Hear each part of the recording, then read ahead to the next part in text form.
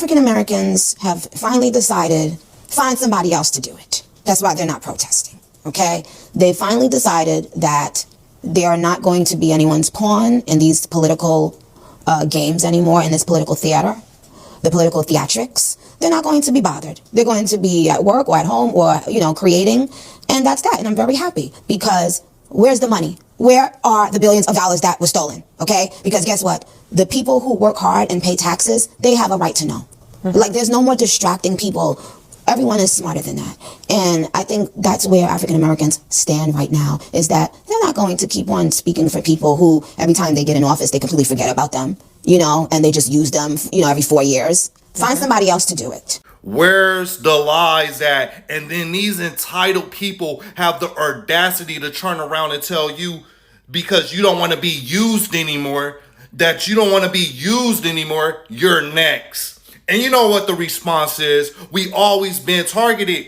But there's something that the immigrants have that we never had. We don't have burner lives, right? They're like cats with 9 lives. They already burnt one of their lives in wherever country they came from, came over here, and they got another life to live. But this life is furnished with furniture on a taxpayer's expense. You get to live in an exclusive luxury hotel in one of the most expensive cities, not only in the nation, but the world, New York City, for 2 years.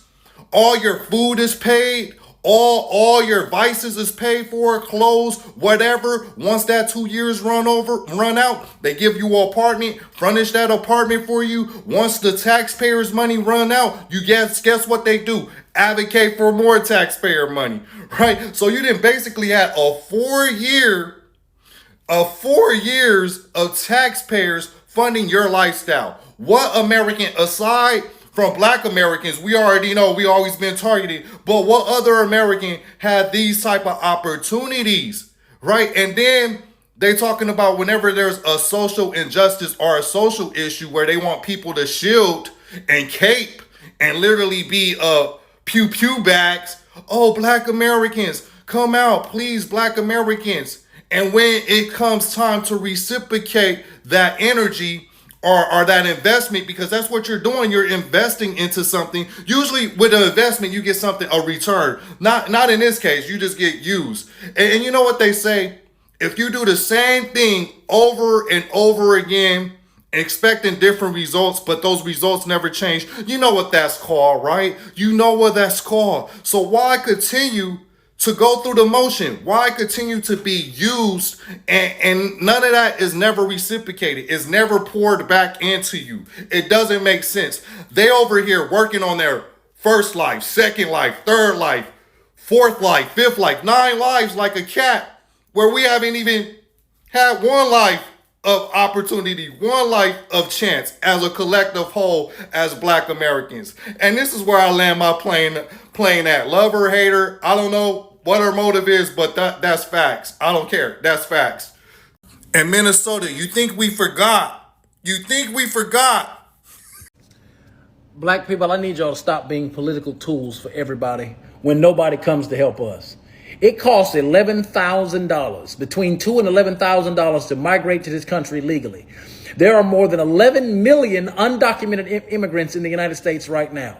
These people, mind you, the governor of California was giving $58,000 to illegal immigrants to help them find a house. When did Gavin Newsom offer Black people, white Americans that's struggling, hell, Asian Americans that's struggling, people that's born in this nation that's struggling? When did the governor of California offer them thousands upon thousands of dollars to help them buy a house, help them pay their rent, help them with their grocery bill? Like, it kills me how we operate and how we move when you have other administrations by presidents that sat up there and told you, if you don't vote for me, you ain't Black. Or said, if I had a son, it would look like Trayvon. When did they ever just say, you know what, let's do something specifically for American citizens, Black, white, Hispanic, Asian American citizens? Oh, we don't get that. You know why we don't get that? Because the government loves to pander to certain people that they can pay for cheap labor. There was a woman on CNN that said, I want to see these Americans when they don't have these. I want to see these American women when they don't have blueberries for their coffee. Y'all, it is so funny to me How folks that got a little bit, they got just as much melanin as I do, or a little bit more. It's so funny how we want to jump in front of trains and take bullets for every other race but ours. We want to put everybody other cars in front of us, but these people wouldn't do the same. I'm asking y'all to wake up and smell the coffee. Get off that Democratic plantation. It's gonna be the death of you. You did, Chuck. Over the past several months, immigration demonstrations have taken place across several cities in the United States. While many people from different communities have participated, one question keeps coming up. Why aren't more Black Americans joining these demonstrations?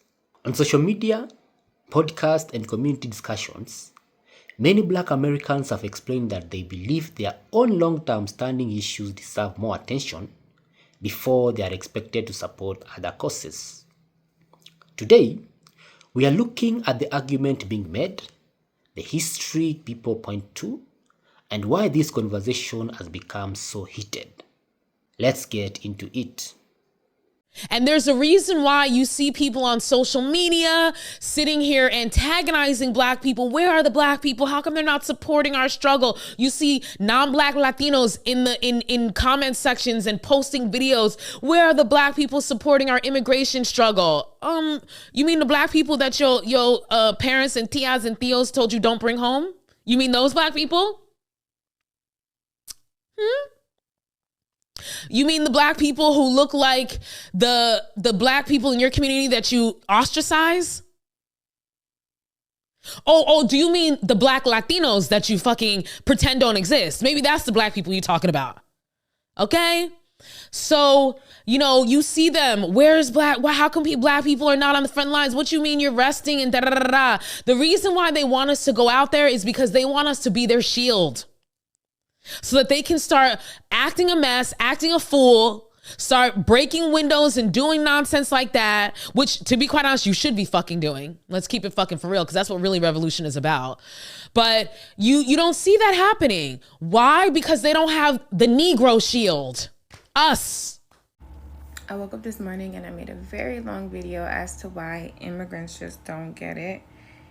And I won't speak on it because I'm going to release that video on YouTube. But what I do want to talk about is the Black Americans who literally stomp so hard for immigrant policies, way harder than they would go for themselves and their own policies. For them, it's food stamps is enough. Childhood, early education vouchers are enough. Section 8 is enough. All of that is enough.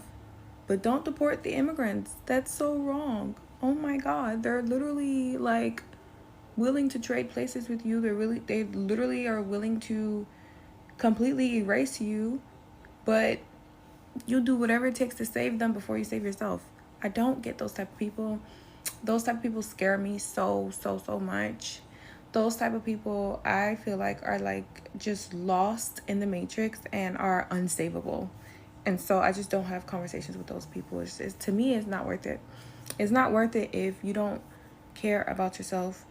And also, Dr. Clark Anderson says that type of mindset comes from the plantation, where you look out for everybody else but yourself because you had no other choice but to look out for everybody else but yourself when you were enslaved. And so I don't understand those type of people. I stay away from those type of people. Across this app, I keep seeing people ask Black Americans, what have immigrants ever done to you? So here's the truth, because we are not going to keep pretending immigrants are automatically innocent just because supremacy is the bigger villain. Yes, immigration has caused harm to the Black American community. Not every immigrant, not only immigrant, and not always with intent, but measurable harm has happened. Economically, many employers have chosen immigrant labor at lower wages instead of hiring Black workers at fair wages. That choice has reduced opportunities for Black workers in the job sectors where we have historically been concentrated. That is a harm. Politically, as immigrant populations grew, major parties shifted their promises, their attention, and resources toward new voting blocs. The Black agenda has been repeatedly deprioritized as politicians calculate numbers rather than loyalty. That is harm. Culturally, Black American creativity has been used globally as a resource, while Black Americans are erased as origin. At the same time, Many immigrants adopt negative stereotypes about Black Americans when they arrive because they learn quickly that distancing from us provides social benefits in this system. That is a harm geographically. The pattern is the same across multiple cities. Long-standing Black neighborhoods lost their population share and cultural control as new communities with greater economic leverage moved in. Gentrification and repopulation and both resulted in Black displacement. That is a harm. Socially, immigrants did not enter a neutral landscape. They entered a country with an existing racial order that rewards those who rise above Black Americans, whether conscious or not. Many participated in that reward structure. That is a harm. And the only reason this conversation is treated like a taboo is because Black Americans are allowed to blame supremacy, but not allowed to acknowledge lateral harm from anyone else. We are allowed to hurt. We are just not allowed to name who contributed to the harm unless the answer is people. That is not hate. That is not xenophobia. That is not jealousy. It is displacement layered on top of sacrifice. Black Americans built what we built under terror and brutality, and everyone else arrived and benefited from that foundation. And when we say protect our share, protect our identity, protect our cultural space, we are told we do not get to decide. That is a harm. No one is asking immigrants to leave this country. Well, some people are, but I'm not. Not all of us are. No one is asking immigrants to undo history or carry guilt for what they didn't personally do. What is being asked and has always been asked is simple. Acknowledge the part you play in continuing the harm, whether you meant to or not. This has always been about accountability and acknowledgement. If accountability feels like an attack, ask yourself why you're willing to abandon being the harmed class in your own country just to become part of the system that harms us in this one. I have been struggling on how to say this, and I made a video earlier, I took it down, but y'all are focusing on the wrong people. Y'all are focusing on why don't Black people care what Trump is doing? We do. But we're focusing on us and ourselves to survive through this. What y'all need to be focused on instead of, well, why aren't Black people actively protesting and doing all the things that they usually do? One, because we told you we're not going to do that anymore. Okay, we told you. Y'all didn't listen. Two, because we can't help you as much as the people you need to help you. Okay? You need white people. You're focusing on Black people, you need to focus on white people. You need to get their attention, their compassion, their empathy, their social and political power. You're focused on the wrong people. You're focused on the wrong demographic. Black people don't make up the vast majority of this country. We don't make up the vast majority of politicians. We are not in the White House. I'm telling you, you need to focus on white people and getting them to actively care and campaign and protest in your name, in your favor, and leave Black people alone. The reason why y'all want Black Americans to be affected by ICE so bad is because y'all are still convinced that we are immigrants, and we are not. We are not. We've been here for over 400 years, and for most of us, our ancestors have been here even before the slave trade. Most of us have American indigenous lineage that we can actually trace because a lot of our families were reclassified from Indian to Negro. And there's proof that we were reclassified. We are not immigrants. They can't send us back nowhere. Where they going to send me back? North Carolina? South Carolina? Georgia? Florida? That's the only place that we can go. We're not immigrants. This is not our battle. Furthermore, most of the people who are now being deported or most of the people that are immigrants here have always had a stigma against Black Americans. We're lazy. We're dirty. We're ghetto. We're loud. We're uneducated. We're this and we're that.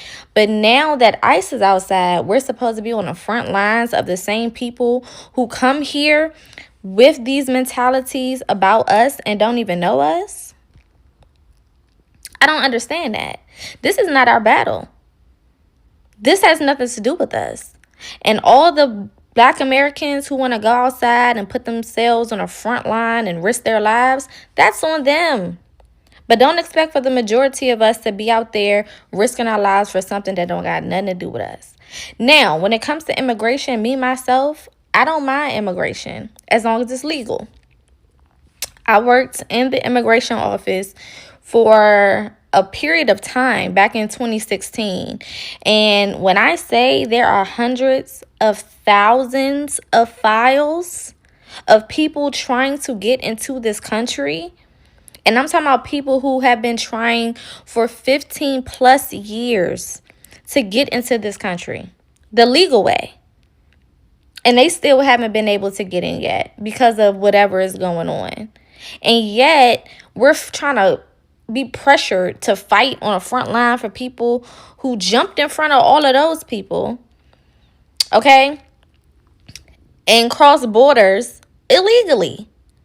Right now, if I take my ass to the Mexican border and think that I'm just going to cross into Mexico, there's going to be consequences and repercussions for my ass if I get caught. If I try to take myself to the Canadian border right now, there's going to be consequences and repercussions if I do that illegally. So why is America expected to be the country where people can just come in and out as they please, undocumented? We don't know who you are. We don't know what's going on. We don't know where you came from. We don't know if you're running from something. We don't know if you're a prisoner somewhere else and now you over here trying to sneak and hide. We don't know what the fuck is going on. Furthermore, let's look into how many Black women have been unalived by illegal immigrants. One of my good friends is the sister of Dakara Thompson. Dakara Thompson was a 19-year-old beautiful woman, young woman, who was unalived by an illegal immigrant. He raped her, he SA'd her, he unalived her, and then threw her off a bridge. Okay, this was back in the late August, early September of 2025. So this is rather recent. Okay, and her family is now in court dealing with that. The gag to that story is that same illegal immigrant that unalived that beautiful young lady had been caught on a DUI a couple of months to a year before that, if I'm not mistaken, and nobody checked to see if he was actually supposed to be here or not. So he could have gotten deported and that baby girl would still be here. So no, this is not my fight. This is not our fight. We are not expected to be on the front lines for everybody, while everybody continuously disrespects us and undermines the things that we have going on. We have all of these people who are of Caribbean heritage and so on and so forth in politics that speak against reparations because they say it's not fair or it's going to put us in debt and all of this other shit. But then we're also supposed to go fight for you? Are y'all crazy? No. This don't got shit to do with me. My people have been here. I myself have my tribal ID because I did the work for my genealogy and traced it back and was able to prove that I'm Indigenous American. And a lot of us have. So no. Latinos in the United States have not earned the support of Black people for us to be demanding, oh yeah, why aren't they coming out to protest with us? Why aren't they engaging in activism with us? Because we haven't earned it at all, in the slightest. Or did you guys forget that 46% of all eligible Latino voters voted for Donald Trump in the 2024 presidential election? Or how about the fact that racism, anti-Blackness, colorism, all of these things are still very much pervasive in our communities? Bro, Latinos haven't even reconciled with the fact that they can't use the N-word unless they're also Black themselves, because Afro-Latinos exist. Oh, and if we're talking about Miami, oof, you'll see the whitest MAGA Latinos be like, bro, but I grew up in the hood. I grew up around Black people. In Overtown or in Liberty City, I could say it, bro. No one's going to stop me from saying it. It's my right. I'm not racist. I have a Black friend. We haven't even gotten over that. And we want black people to go to protests with us, to engage in activism with us, putting their lives, their freedom, their bodies on the line. No, I completely understand any black person that wants to just disengage, disregard us. I get it, guys. I really, really do. And we, as Latinos, as a collective, should not be harboring resentment against black people, criticizing them, getting angry at them, questioning them. No, because we've earned this. They are completely justified in feeling the way they feel and doing what they're doing. Now, I would like to give a message to the black folks watching this video. You are completely justified in your feelings and in doing what you're doing, and I respect it. But please remember that black folks are also being affected by this persecution of undocumented migrants. And I feel like that's not talked about enough either. Here, Miami, Florida is the best example. Haitians, Jamaicans, Bahamians, Afro-Cubans, Afro-Hondurans, Garifunas, black people from all over Latin America and all over the world, Africans, just so many black people that are also undocumented that are really being affected by the persecution of this administration. And of course, much like any other entity in space, black folks in immigration detention centers, in the immigration system, are treated worse than their white, Latino, Asian counterparts. So it's really important to acknowledge that and just let you guys know.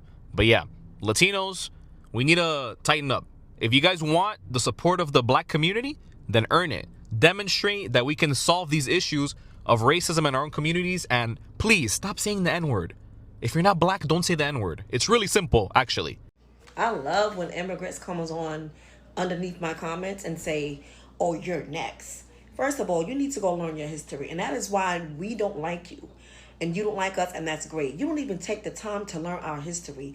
And you don't even know that if it wasn't for our 14th Amendment, you would not be able to come over here, have babies, and gain birthright citizenship for your children. And we're the reasons why you were able to even come over here and get a green card, set up shop, and send money back to your family. Why do you flee? Why can't you build in your own country? And then you want to say, oh, we come to America for opportunities. Why did you leave your country to come over here and do that? Answer that. We are the strongest ethnic group in the U.S. that can't be touched. We're the only ones where if a news anchor says the N-word, they're getting canceled. They're getting fired. They're losing their income over a black person. You're mad. We can't be touched. You're upset. We can't be touched. The amendment has been enacted for us, not for you, baby. They said black Americans are not interested in assimilating to whiteness. So a lot African immigrants, Caribbean immigrants, Asian immigrants, Latin, Hispanic immigrants, a lot of them want to assimilate and believe assimilation into the power structure of whiteness is the thing to do. Whereas for the most part, black Americans have rejected it, which is part of the anti-culture that it produces a lot of times in contradistinction to what mainstream America wants to utilize as the standard. And the reason I bring that up is because white supremacy, European colonialism is all about preserving the idea that those who are white people or pale people from Europe is the standard. Anything that challenges that is out the window. So immigration has always been about policing black and brown people as they.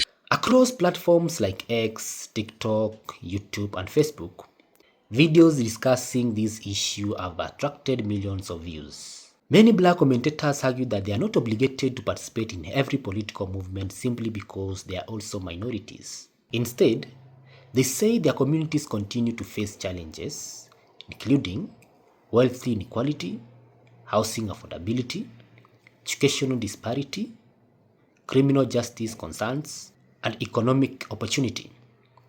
From this perspective, they believe their time and energy should first go toward issues that directly affect their own communities. Supporters of this view often frame it as not opposition to migrants, but as setting priorities. Another point frequently raised is the idea of reciprocity. Some black Americans say they have participated in or supported many broader social justice movements over the years, yet they don't always feel that support is returned when issues especially affecting black communities arise. Examples people mention include discussions around voting rights, police reform, economic investment, reparations, community development. Whether everyone agrees with that perception or not, it has become a major talking point in public conversations. For many, The question isn't simply whether immigration matters. It is whether every community is equally willing to stand with one another when different issues become the national focus. It is also important to recognize that Black Americans are not a monolithic group. Opinions vary widely. Some actively support immigration demonstrations, others participate only occasionally, and some choose not to participate at all. People make these decisions for different reasons. Some prioritize economic issues, and others focus on local community concerns. Some believe migration policy should be handled separately from racial justice issues. These differing priorities help explain why participation can vary from one community to another. This debate has become especially emotional because it touches on identity, history, and expectations. Some participants in immigration demonstrations have expressed disappointments that they haven't seen broader participation from Black communities. At the same time, many Black commentators respond by saying that support should be earned through mutual solidarity rather than assumed.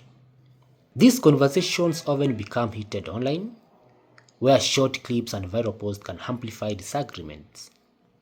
As a result, the discussion sometimes shift away from policy and towards questions about trust between communities. Ultimately, this issue reflects broader questions about coalition building. Can different communities work together even when their priorities differ? How should groups balance support for others with attention to their own concerns?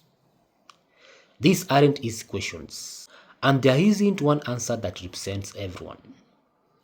Public opinion continues to evolve, and individuals on all sides bring different experiences and perspectives to the discussion. As immigration demonstrations continue, conversations about participation, solidarity, and community priorities are likely to continue as well. Regardless of where people stand, understanding why different groups make different choices is an important part of having an informed discussion. Now, I would like to hear from you. Why do you think some Black Americans chose not to participate in immigration demonstrations? Share your thoughts respectively in the comment section below. Now, if you enjoyed this breakdown, don't forget to like the video, subscribe to the channel, and turn on notifications so that you don't miss future commentary on politics, news, and viral stories from around the world. I'll see you in the next video.